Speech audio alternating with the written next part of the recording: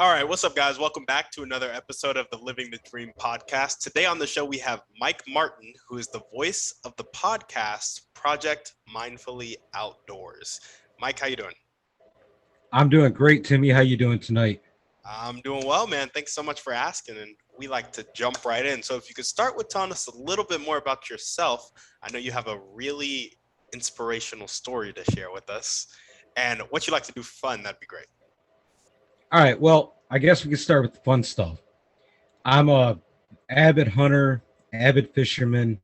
I love to read, love to write. Got into this whole podcasting kick just about a year ago now. And those are my major activities. Outside of that, love hanging out with my kids and doing the family thing, doing the father thing. I love it. I love it. Why don't you tell us a little bit more about yourself? All right. Well, let's see. Where would you like me to start? I've been a musician growing up, played guitar, played bass, drums, in and out of many different bands. Always made sure to keep a steady job. Always had the creative spark. Um, the music thing kind of died out after a while. I got really burnt out on it, and then it kicked back up after I went through this massive upheaval in my life where I hit rock bottom and I survived a suicide attempt, and you know, I basically found the true north of where I should be going. Since then, I've not only worked on getting myself better, I've dived deep into philosophy and things like that. And through that process, I realized that, the mental health game isn't something that gets addressed in the outdoor community. So I took it on my shoulders to do so.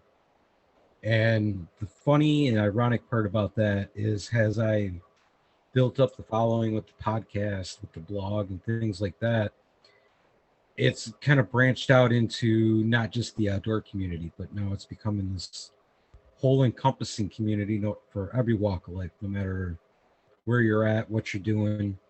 It's inspired people to go get into the great outdoors, especially through COVID. It's been a real game changer, and it's an amazing thing to sit back and look at. Yeah. Yeah, man. Absolutely. I love that. And I love how you found that true North Star of where you should be going. You Right. went after it and then you started attracting people who needed what you were doing. Absolutely. And I think it's that authentic message. There's the real life experience in there that people can relate to. And yeah, I do kind of gear it toward, people that may be suffering or struggling along their road as far as the depression thing or the anxiety and stuff like that, to kind of open the door to them seeking out help or seeking out their own growth. But you know what? As a community, we're all out there having fun and we're inspiring each other to grow, to change, and to do some massive things that are good, that are benefiting just the overall picture. Yeah. Yeah, absolutely, man. I completely get that and feel that, and I love it. Tell us a little bit more about your motivation. What gets you up and keeps you going every day? Now, see, this is kind of where it gets cool, and I get to break some breaking news in my world, at least, because that motivation comes from my kids. And last year, as a part of my journey, and really was kind of like the huge thing that I accomplished in 2021, I reached out and I reconnected with my daughter, who I hadn't seen in 9 years. And the breaking news is the fact that I took the time to write a book about it. I just finished the manuscript. There we go. I love it. So now, on top of, crazy wild outdoorman, the things that I do in my day-to-day 9 to 5 job, and podcasting, I can now add author to my list of wonderful accomplishments.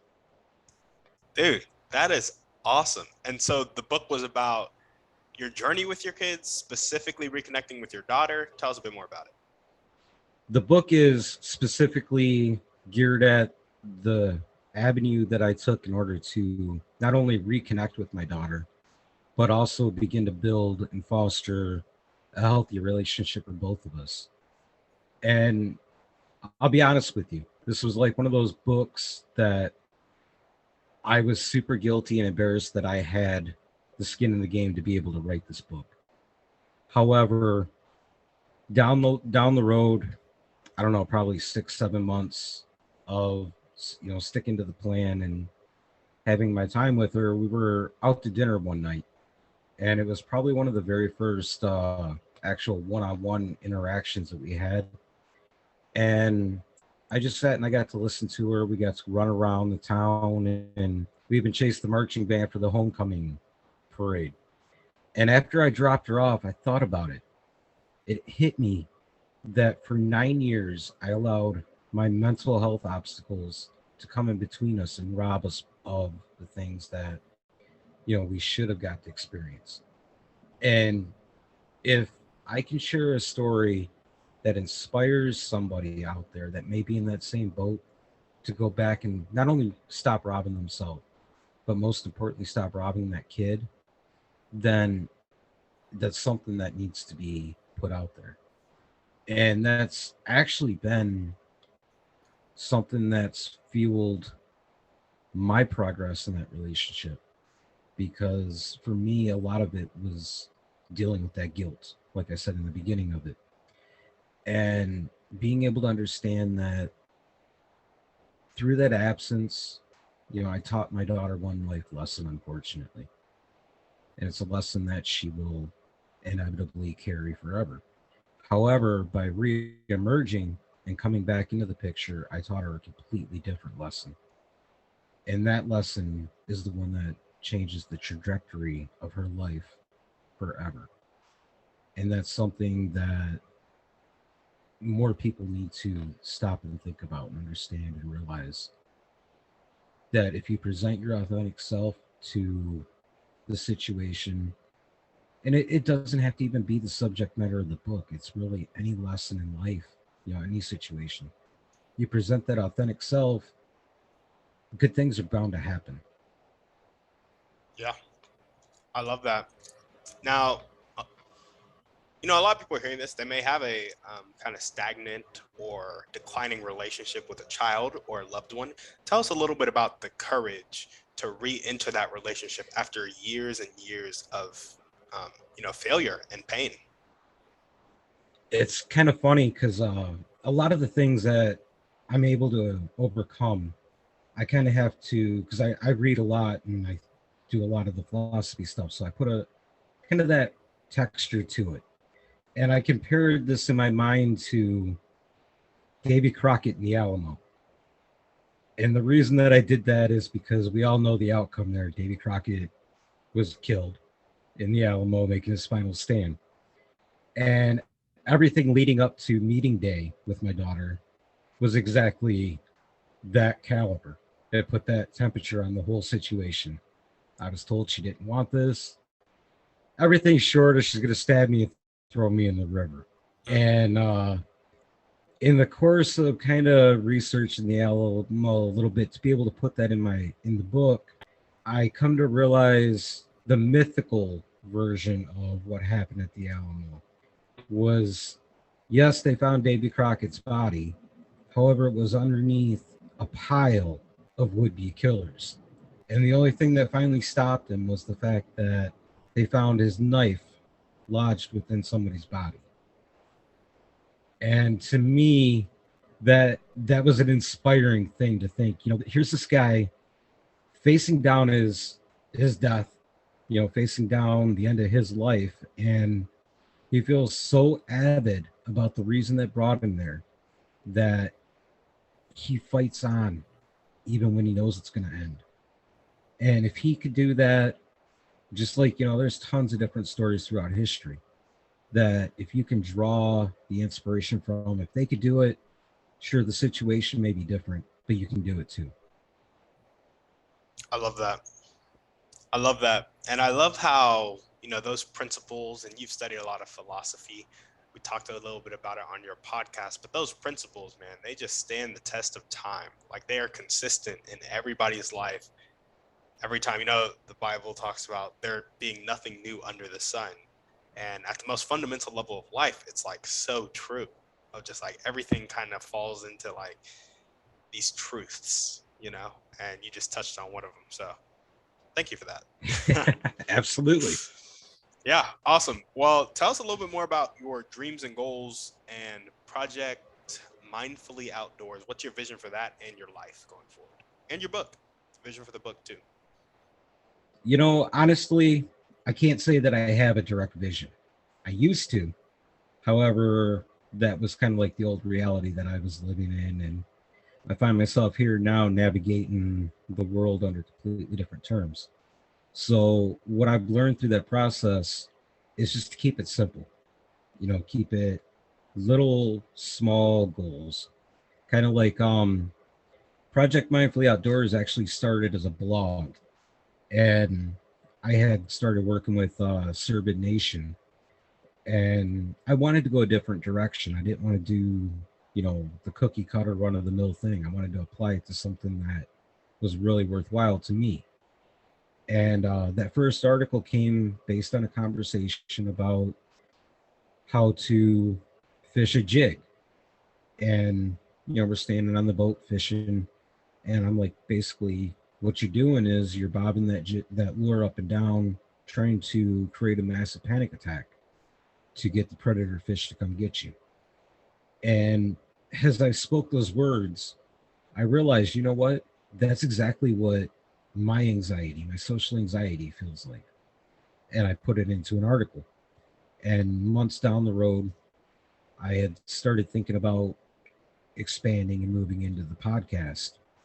And I had everything lined up. It was going to revolve around opening day of deer season. Unfortunately, I got sick, and that whole opening weekend was a debacle. So it got put off for a few months. And as I got it going, it was kind of like, I wonder if anybody's going to actually take the time to listen. People started listening. And then it was like, I wonder, as I'm progressing in my life and sharing the story, I'm trying to deal with this anxiety and phobia people thing. Let me see if somebody will come on and talk to me. That happened. And now it's like, I've got these small sponsor deals and this and that. And it's just kind of like one step propels itself into the next. And that's the whole goal that I'm going with. I don't see an overall picture. In fact, that's why it's Project Mindfully Outdoors. The word project is an ongoing metamorphosizing term. So that's kind of what I'm rolling with. And that's become really the theme of my life. Yeah, I feel that. Kind of moving the needle forward as opportunities present themselves to do so. Absolutely. I mean, like, with the book, that's something that over the last 3 years, I've tried to write 4 or 5 different books. I get halfway through and, life would just change and I would lose that mindset. So finally it stuck with me and I got this actually together and to be done. And that's because that's what I was meant to write. It was none of the other stories that I got halfway through and ended up dropping. It was this story about redemption. And I don't know if we mentioned it or not, but the book is called No One is Beyond Redemption. And it's based on that story right there. I love that. No one's beyond redemption. Tell us a little bit about how you know when to take advantage of an opportunity in front of you, because sometimes it's good to say no as well. And that right there is a two-letter word that is one of the hardest things to learn how to actually say. But as far as an opportunity that is right, it's an opportunity that I feel like I can connect with. If I can't put my authentic self into it, then it's not right for me. Be that any aspect of life, be that with the project, be that with, just whatever comes through the course of the day. If it's not something that I'm willing to invest 110% into, then it's not for me. So I have to say no. I love that. I love that. Well, awesome. Tell us a little bit about if there are one or two people that you can meet right now, and they'd really help you take the next step towards moving the needle forward, catching that next opportunity. Who would they be, and how would they do Man, that one puts me out of my comfort zone. it? Because it's funny. I've done a lot of, pretty much all of this work in the last 3.5 years have been on my own. I've kind of come to this term that life is what I make of it, basically out of my own two hands. But I would have to say, if I had any opportunity to engage with somebody that would help push this forward, or even maybe just milestones for myself to be like, hey, I achieved this, then it'd probably be Ryan Holiday over at the Daily Stoic. And that being a lot to do with more of a personal reason, because his book, The Obstacle is the Way, he was promoting it on a podcast I was listening to, and I kind of accredit that to saving my life, because it really changed the view of how I was seeing my reality. And then I think number two would probably be maybe Stephen Ranella or anybody over there at the Meat Eater crew, just because that would really help push the theme of the outdoor aspect. I love it. I love it. The Meat Eater crew, you said? Yep. Gotcha. I've never heard of them. Can you tell me a little bit about what they are, what they do? Well, they do the Netflix show The Meat Eater, which is a hunting based show, Gotcha. and they present actually all the different aspects of the outdoors in more of a educational, real life kind of way. I see. And that was originally where I kind of was going with bringing the outdoor aspect into it, and it's just metamorphosized into what it's become. Yeah. Yeah. Absolutely. I love that. And I'm probably just, it's not that it's unknown, it's that I don't know it. It's not obscure. Right. Awesome. Well, what are the most important one or two things that everyday people can do to really help you kind of move the needle forward outside of introducing you to Ryan Holiday and Stephen Ranella? As far as that goes, it'd probably be simply subscribing, following along, joining the community, getting involved. There we go. I mean, that's real simple. The real basic core of things is just getting involved. Yeah. Yeah, absolutely. Well, awesome. We're going to jump into our thriving three now. I'm going to get to ask you a little bit about you and, how you thrive in life. So what's your favorite book, movie, or podcast? Pick one. Favorite podcast would probably be The Meat Eater. Love it. Love it. And what is one way you like to take care of yourself? I love to get in the outdoors and hunt, fish, but I also do a lot of journaling and a lot of reading. So it's kind of like a lot of that isolation factor. It gives me an opportunity to reset. Yeah. Yeah, absolutely. There we go. And what is one action step that you can take right now to meet Ryan Holiday or Stephen Ranella? It's funny. That's something that I've never really put a lot of thought into. So, yeah, I mean, I think that's probably just boils down to a lot of being in the right place at the right time kind of concept.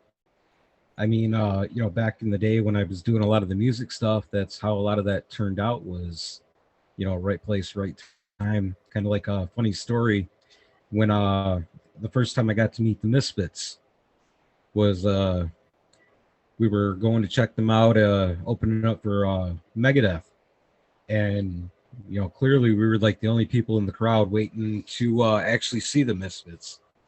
So this guy comes up to us, talking about, man, it's gonna be a crazy show, whatnot. And he looked like he fit in, So we're standing there talking to him. Oh, by the way, I'm Chud, the drummer.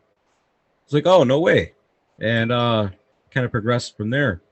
So to me, it's kind of like that whole concept of just the right place, the right time, maybe the right email, right connection, just following the little path wherever it Yeah. ends up taking you. Following the thread. There we go. I love it. Well, we got a couple more questions for you. First, I want you to tell us about the power of consistency in your life. And for those out there who are listening, and maybe they're struggling with consistency, tell us about how we can become more consistent. All right. Well, as far as being more consistent, it's the simple adage you got to crawl before you can walk. You take baby steps. You set one little thing consistently every day. Like for me, a good example in the early days of getting on this path, I was going to start journaling. I was going to start meditating. And every morning when I got up, I'd take 5 to 10 minutes just to sit outside, maybe sit in my truck before I started the day. And I would write maybe a paragraph. And that paragraph began to grow. And the same thing with meditation is that became my nighttime ritual. And it was just a simple, 2 to 3 minutes, ended up being 5, 10, 15, 20 minutes. And it's finally progressed all the way up to I can sit for an hour. It's just a matter of sticking with it, a commitment. Once you commit to yourself that you're going to do something, then it's only you that holds yourself to that commitment. And as long as you're honest with yourself at the end of the day, then you know what you're achieving the goals to growth. Yeah, absolutely. There we go. Committing to yourself. I love it. And a good book for that, as has been recommended on this podcast many a time, Atomic Habits will really teach you the value of those baby steps. Yes, very good book. Absolutely. Well, awesome, man. We have one last question for you. So you know how there are people on the planet that have a really, fixed mindset. They're not willing to accept help and they're not willing to accept change. Sometimes they'll live their whole life like that, and sometimes they'll die like that, unfortunately. Other times, they'll make the change at some point in their life to more of a growth mindset, willing to accept help and willing to accept change. In your opinion, what is the catalyst that causes that change? Man, you just summed up my life right there. You just hit me to a T because I'll tell you what, the easiest way to answer that is having a quake moment. For me, before I hit rock bottom, it was, everything was to a T. My line was straight and narrow. If it veered from that, then man, there was a problem.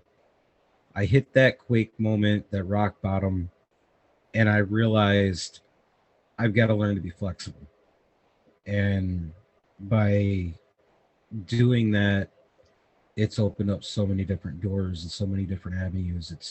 It's crazy the things that happen when you commit to, I guess, that gray area, you could call it, because everything's so black and white in that old state of mind that now the whole world's just different. Yeah, yeah, absolutely. I I completely agree. That ability to be flexible and getting out of that black and white thinking really helps. Not only with you know, just mental sanity and your ability to live in the world, but like actual success. Like it's hard to be creative if you're so straight and narrow and you're like, this is my focus is good. Focus is good, but sometimes you need focused aimlessness. You're which is right. which is a weird concept, and I've never really said that before. So, but yeah, sometimes you need to like just kind of focus on that being flexible and taking things in and thinking thinking it You're over. right. And you know what? Epictetus talked a lot about that as far as, if you're in that set mindset that you know everything and everything's just perfect the way it is, you're never going to change. However, when you hit that moment that gray area opens up, you start to realize that it's okay to not know everything. And it's okay to even play the fool sometime, because that's how you're going to learn. That's how you're going to grow, how you go forward. And that's how the world just opens up to you. Yeah. Opportunities, success. That's how all this stuff happens. Yeah, yeah, absolutely. I'm glad that you have somebody who has said it before, because I didn't want to be the first one. Well, awesome. Mike, is there anything else you want to chat about before we sign off? You know what? I think we really touched on a lot of good stuff. I mean, I mainly wanted to break that news here that I made that progress with the book, that the manuscript is done, doing the proofreading and all that good stuff now, and it's gonna be off to the publisher pretty soon. Gotcha. Do you have an idea of when it will be published? I'm looking probably anywhere between middle spring to early summer. Gotcha. Well, this will come out mid-April, so it'll be right around that time. Perfect. And if timing works out, it's going to be, I think, the end of April. No, early April, because I would love to time it out around the time that I got to meet my daughter for our meeting day. There we go. There we go. I love it. Well, awesome, Mike. Thanks so much for coming on the show, man. Absolutely. Thanks for having me. This is a blast. Of course. Yeah, it was great to have you on. And if you guys are listening to this and you loved what Mike had to say, you loved the idea behind his book, behind Project Mindfully Outdoors, make sure to follow it, share it with your friends, buy the book, buy a couple copies of the book, and give a couple to your friends. And as we always ask, send this podcast to 1 to 3 people you know need to hear this message and hear about Mike's life. Thank you guys for watching, and shoot us a 5-star review on iTunes. On that note, we're out.